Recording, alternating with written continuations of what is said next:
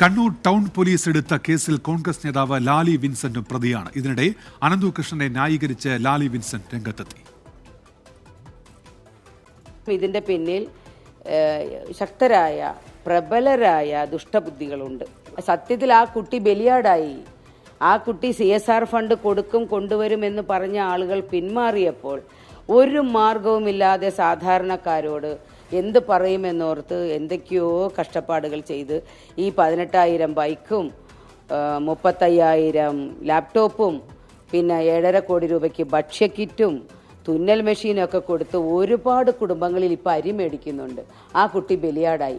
CSR fund ഉണ്ടാക്കുന്നതിനു വേണ്ടി ഇവനെ പ്രോത്സാഹിപ്പിച്ച് വിട്ട ആളുകൾ ശ്രമിച്ചിരുന്നുവെങ്കിൽ കഴിഞ്ഞ മാർച്ച് ഏപ്രിലിൽ CSR ഫണ്ട് വരുമായിരുന്നു. കേരളത്തിൽ ഒരാളും പട്ടിണി കിടക്കാതെ എല്ലാ രാഷ്ട്രീയ പാർട്ടിയിലെ ആളുകൾക്കും പ്രവർത്തിക്കാൻ അവസരം കിട്ടുമായിരുന്നു.